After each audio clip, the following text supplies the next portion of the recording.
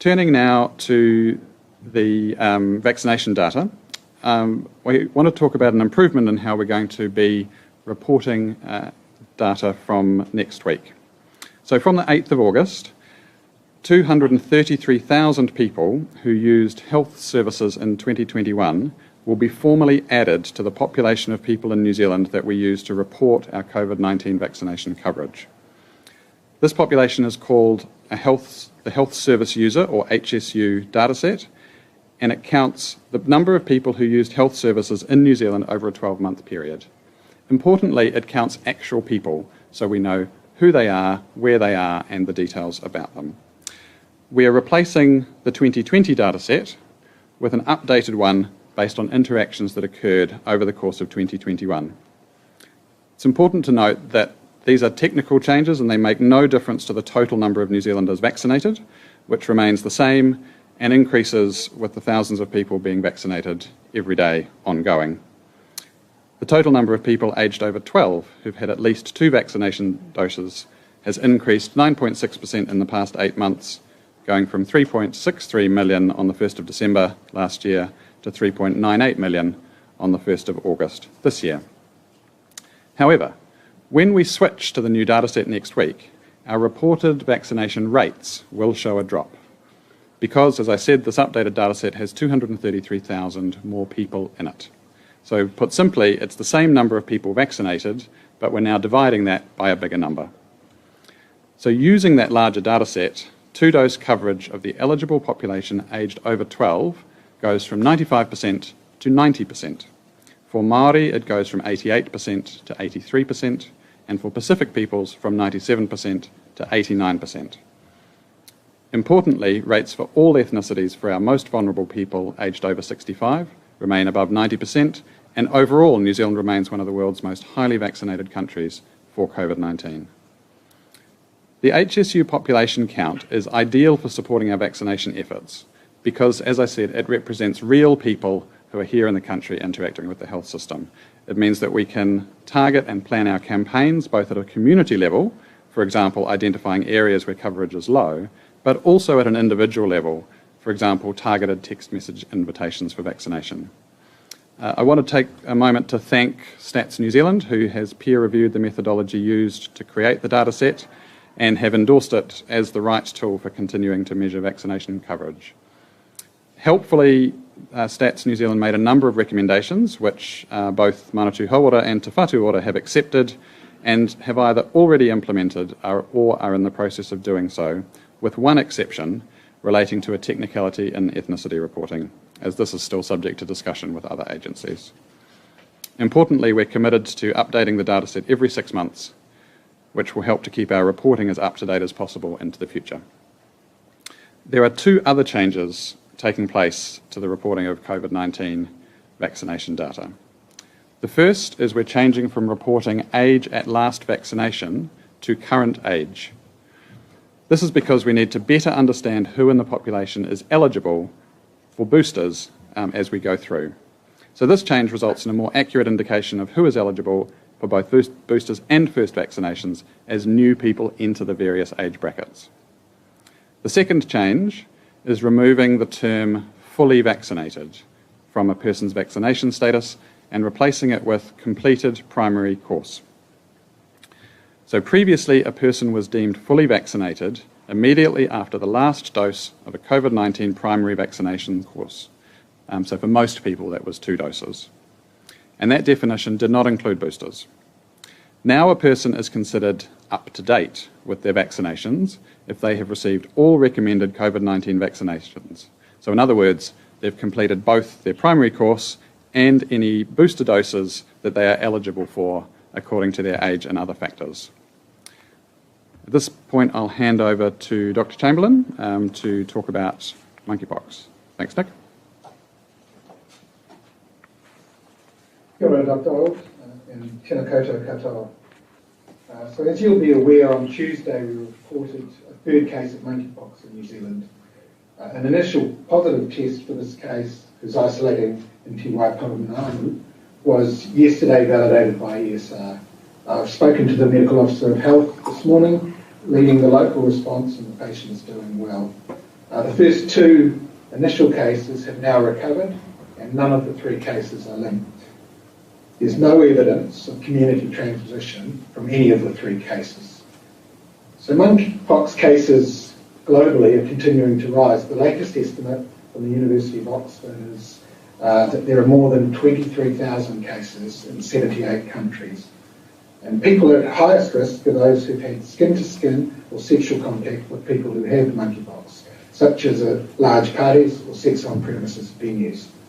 Most people are not at risk of monkeypox, though we note, as recently described by a colleague, monkeypox is a very democratic virus and can infect anyone. So comprehensive advice on monkeypox is available in the public health measures on the Ministry of Health website. And advice to travellers is that all 3 cases in New Zealand have been in people infected from overseas. So New Zealanders heading overseas should take appropriate precautions when travelling, particularly around practising safe sex. We note the majority of cases in the current outbreak have been reported in Europe and the Americas. With respect to vaccination, Whanaora Health New Zealand and Pharmac have been working to procure vaccines and antiviral treatments since we had our first case of monkeypox. The vaccine's only manufactured by one company in the world, and there's a global shortage. It is only available for national supplies and can only be purchased in large volumes. For those reasons, there's considerable international demand. Whanaora's national immunisation program is developing an implementation plan for when our vaccine order arrives, including considering issues around eligibility, distribution and workforce. So it's unlikely that we'll have a prophylactic campaign in advance of community transmission. Vaccination is an important tool, but it's certainly not the only one we have available to prevent community spread. We're working with the community and the Burnett Foundation to ensure the correct health promotion messages are available and accessible. This concerns infection prevention and control measures, as well as early detection, accessing care, supportive isolation, and contact tracing. Clinical pathways have also been developed to help GPs to provide support for their patients, and all public health services are fully aware of these pathways. And the National Public Health Service has a dedicated team who have a plan covering the points that were made recently in a letter from the Burnett Foundation that was reported this morning in the media, and will ensure that they are part of this team going forward. I'll now move to a brief winter update. So turning now to the wider health system, as did Dr. Old, I'd like to acknowledge the ongoing hard work of our healthcare workforce across the Motu as winter pressures continue. I live and work in Whangarei and am very aware and see how hard everyone is working up at our hospital and throughout the health system. We're continuing to do all we can to support these hospitals, clinics and emergency departments. And I want to also acknowledge the tireless work of general practices, pharmacies, other health service providers, Māori Pacifica providers in this all-important mahi. This includes, we've had recent changes to boost access to COVID-19 antiviral medications, expanding access to telehealth support services and after-hours options for patients, and improved access to community services. I'll give an update on vaccination initiatives, and vaccination, of course, still remains a cornerstone in our response to COVID-19. The updated HSU data that Dr. Old has mentioned is just one of the ways that we're continuing to improve the vaccination program and drive vaccine uptake.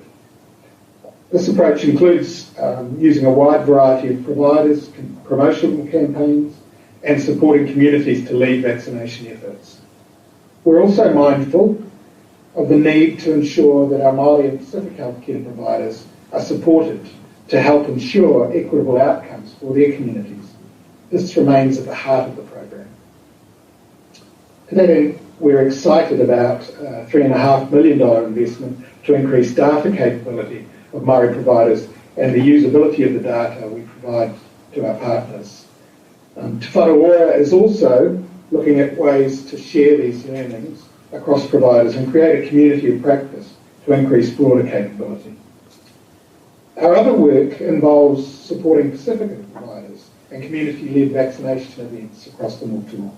A recent example includes the Bada Drive healthcare collaboration with Samoan South Health Community Group in Auckland in late July. They administered over 480 COVID-19 vaccinations and over 100 flu vaccinations. These sorts of initiatives are occurring throughout New Zealand. Additionally, to make sure providers like these can continue to support whānau through this Omicron response, $26.9 million has been allocated under the recently announced Māori and Pacifica Omicron response package. And importantly, a portion of this fund is focused on supporting workforce capacity and wellbeing. The Ministry has invited more than 140 Māori health and disability providers to apply for this funding. Equity remains at the heart of the Care in the Community program, and equity expectations of hubs are laid out in the COVID Care in the Community Omicron framework. So far, 54 hubs have been set up, and many of them are Māori-led. All the hubs across the Motu are providing a range of services for whānau, including the delivery of kai packs and medication, financial support, alternative accommodation, coordination, health services and manaaki services. In addition, Māori health providers monitor the recovery of whānau who have tested positive and offer the opportunity for further vaccination if appropriate and when eligible. Vaccinations for tamariki also remain at the core of the vaccination program, highlighted by our current promotional campaigns, which focus on the importance of vaccination for children.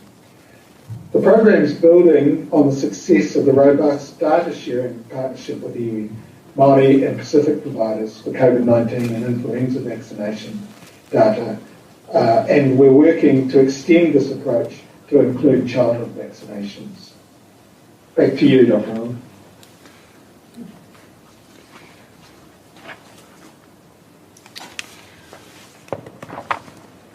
Thank you, Nick.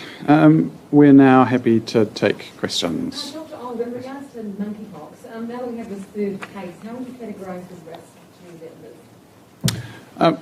Nick, do you want to take that one? Sure. We'll be a tag team, but generally I'll take probably most of the questions around monkeypox because I'm taking the lead with this. So the risk is still low, very low. And we will, though, undoubtedly see more cases imported from New Zealand, and at some stage we will see community transmission. Apologies, just because of that computer sound, would you mind just repeating that answer for me? I'm sure. The risk is low, but we will continue to see cases, and these are likely to be from international travellers, as is currently the case. And at some stage, looking at the international experience, there will also be community transmission. And when it comes to the government's response, in that letter that included the Burnett Foundation to the Prime Minister and other ministers, they talk about it being a bit of a piecemeal kind of approach so far. Are there going to be any improvements made with the approach? Is there going to be any cross-agency team on this? There already is a cross-agency team, and possibly, I think the letter from the Burnett Foundation was a good one, but it probably wasn't aware of all of the activity that's going on. We do have a plan, and we have a dedicated team, and working across agencies. We have engaged with the Burnett Foundation, and our plan contains most of the actions that are outlined in that letter. Can you be clear if you've ordered vaccine, please? Sorry, I didn't hear that. Can you be clear, have you ordered monkeypox or the smallpox vaccine, how much and when? Yes, as I said, from the moment we had our first case, we commenced discussions and working with PARMAC to try and procure some of the vaccine. We do not have any guaranteed supply of vaccine yet. We are part of large number of countries who are endeavouring to access vaccine. Many have been unsuccessful at this stage, and even large countries such as the US, and Dr. Old shared with me a New York Times article where there's significantly less vaccine available than is needed for the US. So we took action as soon as we had our first cases, and are still working really closely with Pharmac. Pharmac are the organisation that do procure this, and they have huge experience in procuring both vaccines and medications. The charge against the government, was that you were too slow to order COVID vaccine. Are you too slow again to order monkeypox vaccine? No, as I said, we've ordered the vaccine, or attempted to order the vaccine as soon as we had our first case. Now, I think that's probably as quick as anywhere. The letter from the health advocates, it really highlighted that for them, they think there is a disconnect between the approach and the disproportionate rate that monkeypox is affecting gay communities. You said that you had engagement, but you think that they didn't know what was happening. Is your approach then actually going to reflect that disproportionate impact on queer communities, even though it's not their fault? No, we don't believe our approach is. So we have been working with the Burnett Foundation. Both Dr. Arnold and I have an appointment with the CEO next week, and we will ask the Burnett Foundation and the New Zealand Sexual Health Society to participate in our ongoing planning and be involved in the dedicated team that are engaged there. So I believe we've taken a careful approach, and we've been quite deliberate and ensured that we have covered off pretty much, as I said, all of the actions that the Burnett Foundation have put in their letter. I looked at the letter as a prompt rather than a criticism of us. I guess, though, one of the things that Joe Rich said to me was that part of this was he thinks that there is too much of a close following of approaches taken in the Northern Hemisphere, and that we could fall behind there because the approaches have failed. Yeah, and that's fair enough. I think some countries the approach has worked, and in some it hasn't, and we'll learn from all of those international approaches.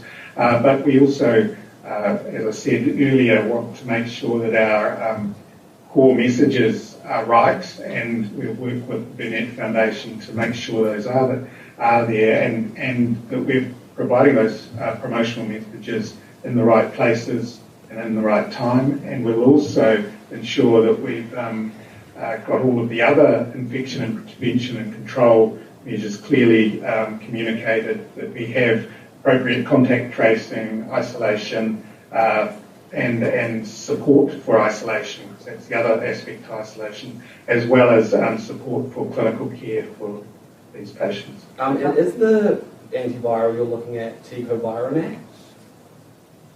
Yes, and if so, that needs to be cleared by MedSafe because it's not approved yet?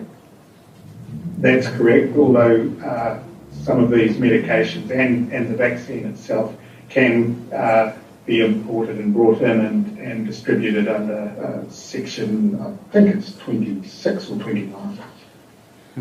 Can I? Sorry, and I should just say Nick can't see you. So, but just to really emphasise a point that Nick has made there is that although there's a lot of focus on vaccination and therapeutics, and that's the case internationally, and I think where we've seen some of those countries not do so well, part of it has been because of a focus purely on sort of narrow vaccine and therapeutic approaches. The point that I think is being made here is that we have a really good chance now, because we don't have any community transmission, to get ahead of this with broader public health approaches. And I think the point that you made and the point that the Burnett Foundation has made, I think we'd completely agree with, is that we need to be working really, really closely with them and the community in terms of actually designing what those health promotion messages look like in a way that ensures that people who need to hear them are hearing them, but we're not stigmatising people either, and so that it's a very collective approach. Can you just explain again what the New Zealand is doing to get around the shortage? What actions are actually being taken? So I think Nick spoke to this just before, but basically Pharmac is our is our lead agent for vaccine procurement. And the challenge that we have is the same that countries all over the world have, is that there is a single vaccine manufacturer.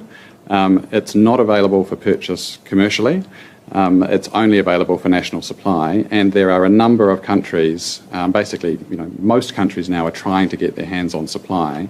And the article that Nick referred to was even a country with the forward ordering that they have, like the US, has only got about a third of the supply that they want to manage the outbreak that they currently have. So I think we are doing everything that we can, I think is the message, but there's a reality about whether we will be able to be successful just purely based on the fact that the vaccine doesn't exist yet in the numbers that we need.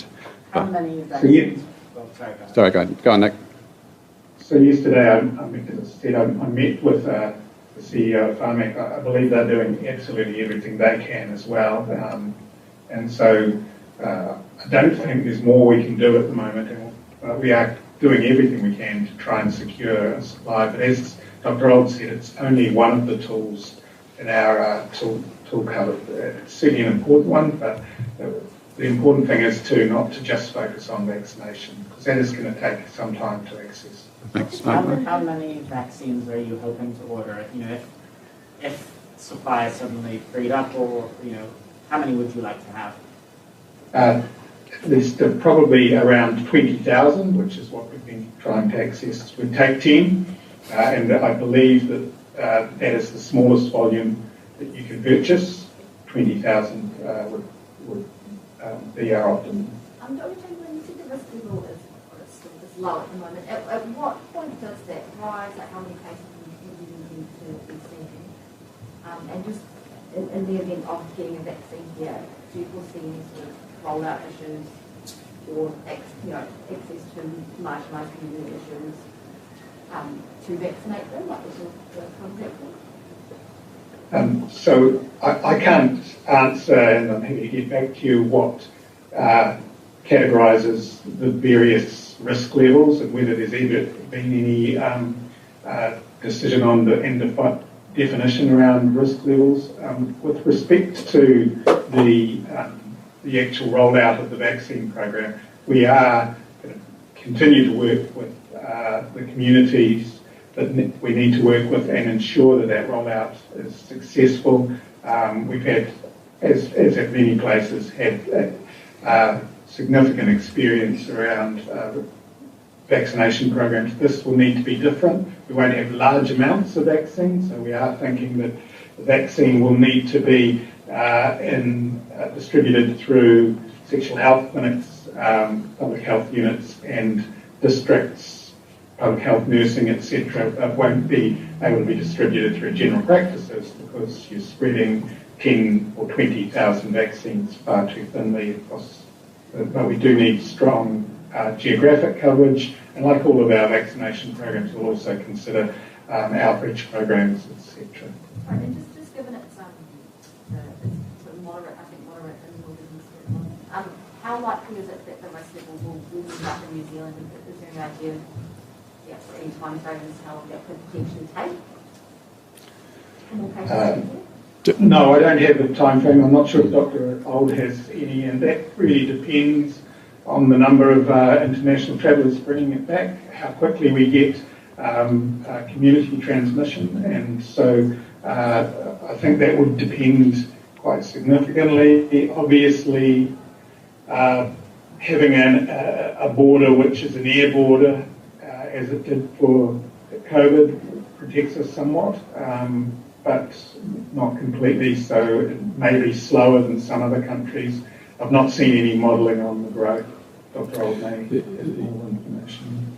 Yeah, it's a good question, and one of the important things to note, which is going in our favour in terms of monkeypox, is that it is much less transmissible than things like COVID or like measles. It does require very close contact to catch it, which is why some of those other public health measures, like contact tracing, for example, can be really effective. We, as Nick said, we don't have particular thresholds that say when we have this many cases, we change the language that we use. But the first sort of obvious difference is when we go from having isolated imported cases to having confirmed transmission within New Zealand. If you look at the situation in Australia, they've had 40-something cases now and still relatively contained. They still describe their risk as sort of in that low to moderate type space. And I think it comes back to the earlier conversation about the call to action from the Burnett Foundation about the window of opportunity. And so I think it's beholden on all of us, as Nick said, to be working across the system to make sure that we've got everything in place now while we have that opportunity to do so. Yes, over here. On the vaccine data review, pretty much as soon as it was revealed that HSU data was being used to measure the vaccination rollout, there were concerns raised, particularly around the undercount for Māori, in terms of knowing that if you're Māori using the health service and interacting and compared to census data. So why is it taking so long to update that data? So a few things in there. So the first thing is this is as early as we could be using this data. So we've got, this is a 2021 calendar year, and because we're putting it together from a range of different data sources, there's a whole lot of cleaning and other associated data work that needs to be done to make sure that it's accurate.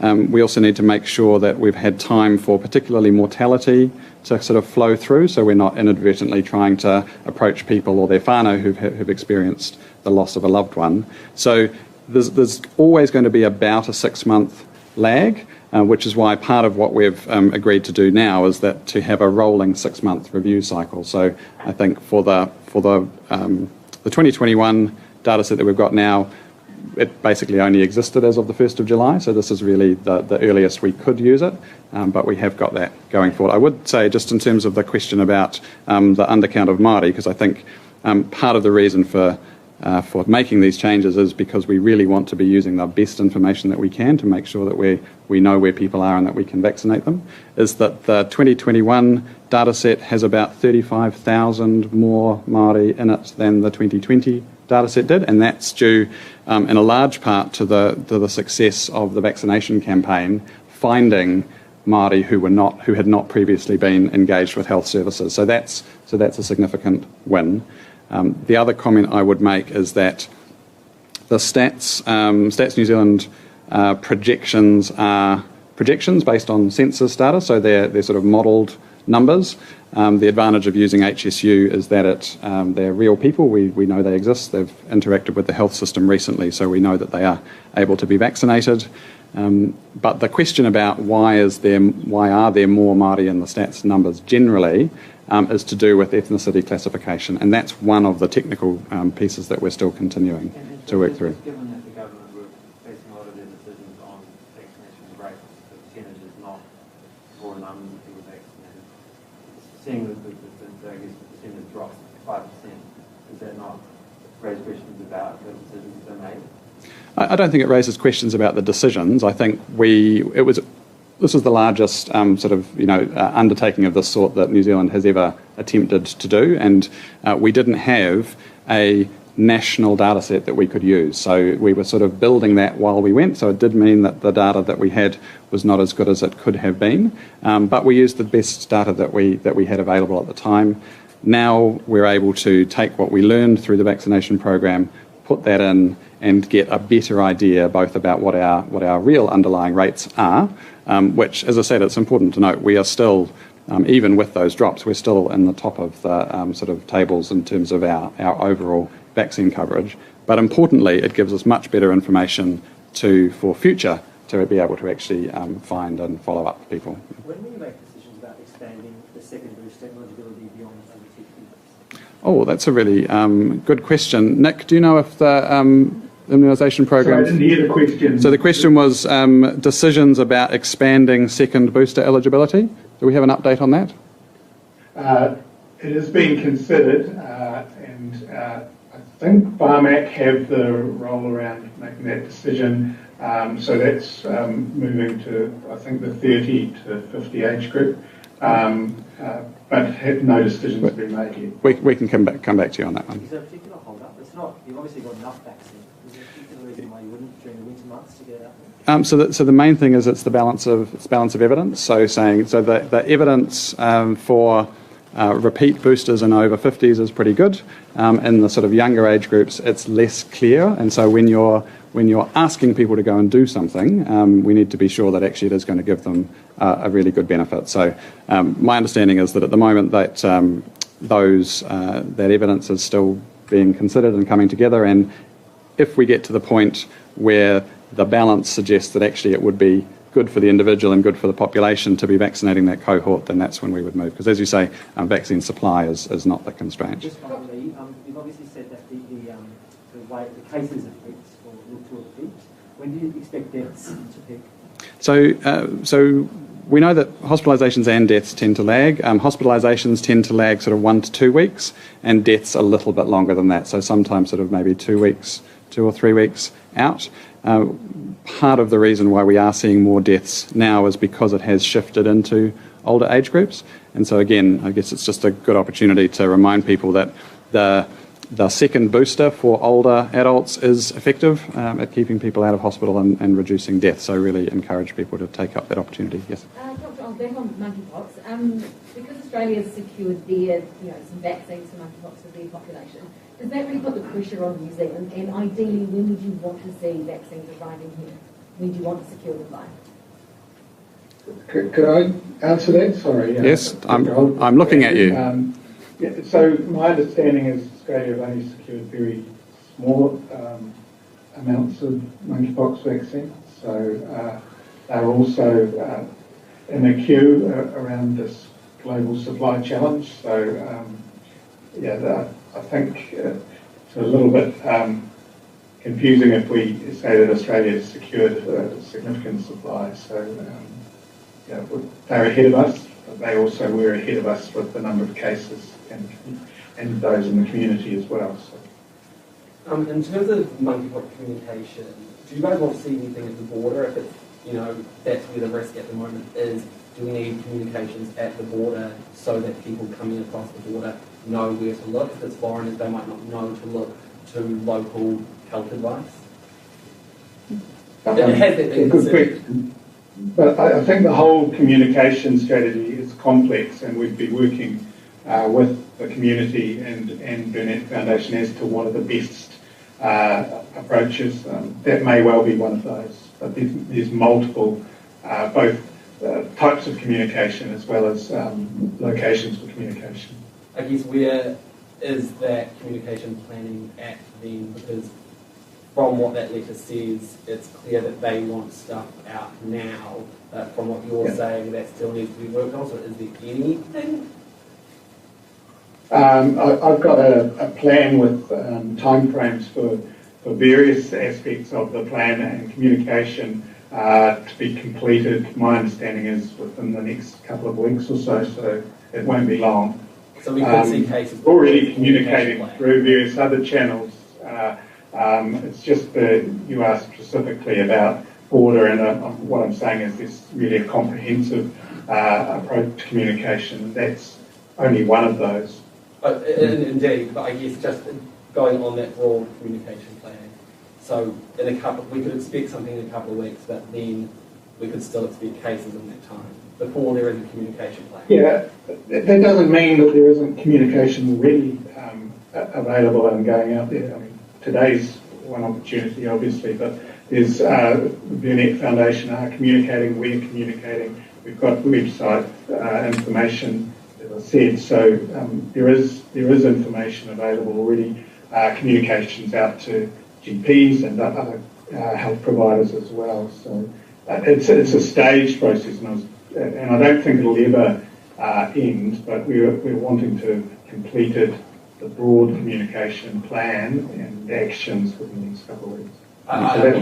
Sorry to sound like blunt, but do you recognise that people, particularly the Burnett Foundation, the sexual health group, they essentially are saying that what exists at the moment isn't good enough, and I guess 2 weeks is quite far away.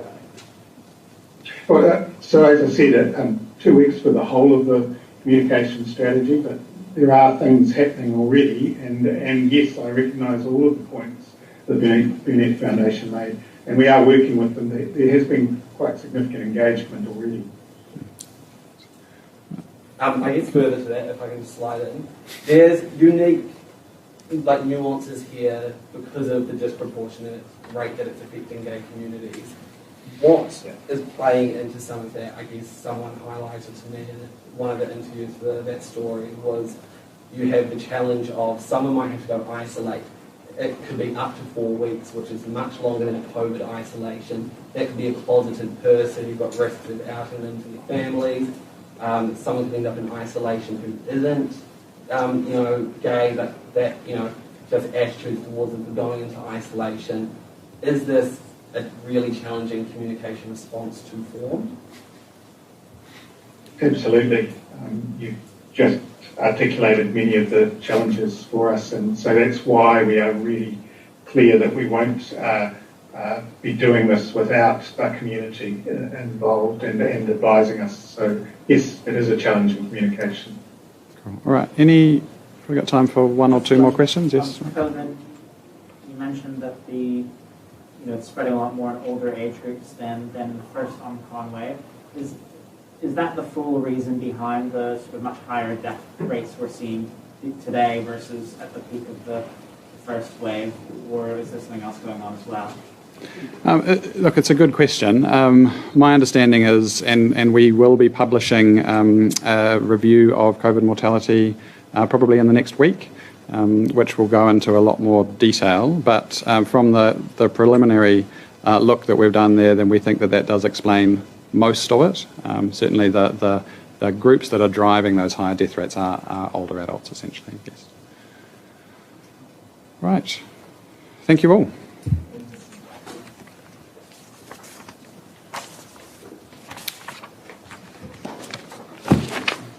Thanks, everyone. Thanks, Nick.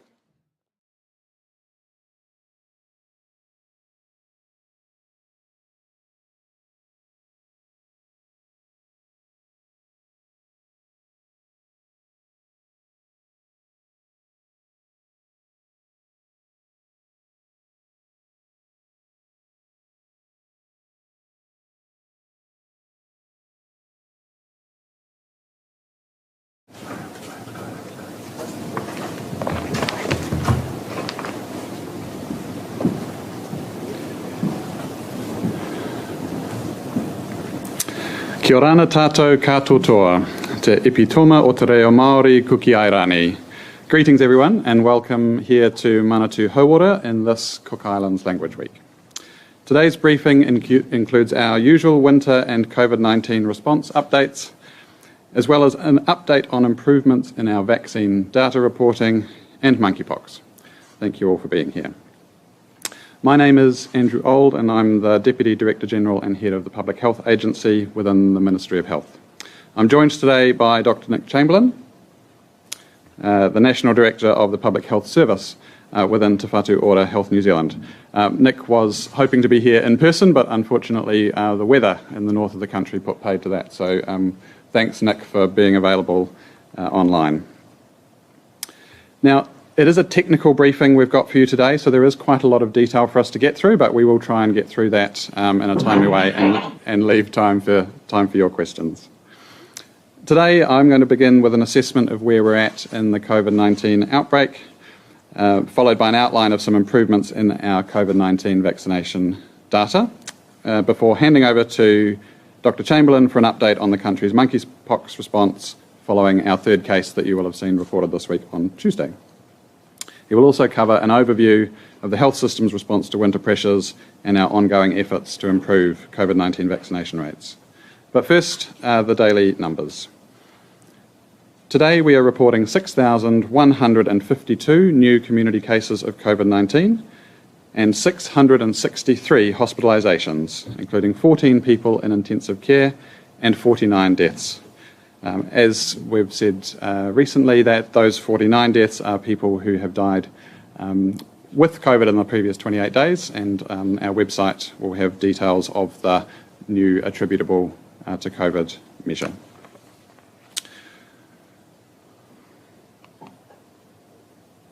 The media team were worried I wouldn't be able to work the remote, so I've passed my first test. Last week we talked about cases starting to turn downward, and we can see here on the slide that case rates have continued to trend lower across all regions for the second week running, dropping 18% in the last week to 31 July. Cases amongst people over the age of 65, which is one of the age groups that has been hardest hit in this most recent surge, have dropped by 21% in the past week, and both of those falls are higher, more accelerated than they were in the previous week. So while we know that some cases will always go unreported, testing of healthcare workers and our ongoing wastewater surveillance also supports the conclusion that, for now at least, we're seeing a true decline in community transmission of COVID-19. It's encouraging that this decline is occurring despite the increasing proportion of sequenced samples being the more transmissible BA.5 Omicron subvariant, which in the latest data is up to 76% of all samples now. While lower cases are a good sign, we know that COVID-19 hospitalisations and COVID-19 deaths lag behind any decrease in cases. I want to stress that our hospitals remain under significant pressure from COVID-19 illness. In the week to 31 July, the same week our case rates dropped, the COVID-19 hospitalisation rate rose by 35%. As you can see from this graph, all regions except for the northern region have seen hospitalisations continue to increase. This is the fifth week in a row we've seen a national increase in the COVID-19 hospitalisation rate. Nick will speak shortly to broader winter pressures, but I did want to take this opportunity to thank our health workers who continue to do an incredible job in very challenging circumstances. Just turning to modelling, the latest modelling from COVID Modelling Aotearoa shows we are tracking at the lower end of what was expected from a BA.5 wave this winter. So you can see here cases are already declining as noted, strongly suggesting we have reached a peak, perhaps slightly earlier than the model time, which is the white line in the middle of that graph there indicated. While hospitalisations are still rising, again, our expectation is that peak hospitalisation will be at the lower end of what was modelled. While we could still reach more than 1,000 occupied beds, we are tracking closer to a peak of about 850 occupied beds across the country. We will continue to watch these numbers closely, as there always remains the potential for a resurgence in COVID cases and hospitalisations. I want to thank everyone for continuing to take steps to protect themselves, their whānau and communities throughout the rest of winter. Get vaccinated and boosted, wear masks in indoor areas outside your home, get tested, and importantly, stay home if you are unwell. All of these things help reduce the opportunity for COVID-19 to spread, and it's vital that we keep taking these steps in the coming weeks to protect vulnerable people in our communities and support the health system and health workers get through the rest of winter. Turning now to the vaccination data, we want to talk about an improvement in how we're going to be reporting data from next week. So from the 8th of August, 233,000 people who used health services in 2021 will be formally added to the population of people in New Zealand that we use to report our COVID-19 vaccination coverage. This population is called the Health Service User, or HSU, dataset, and it counts the number of people who used health services in New Zealand over a 12-month period. Importantly, it counts actual people, so we know who they are, where they are, and the details about them. We are replacing the 2020 dataset with an updated one based on interactions that occurred over the course of 2021.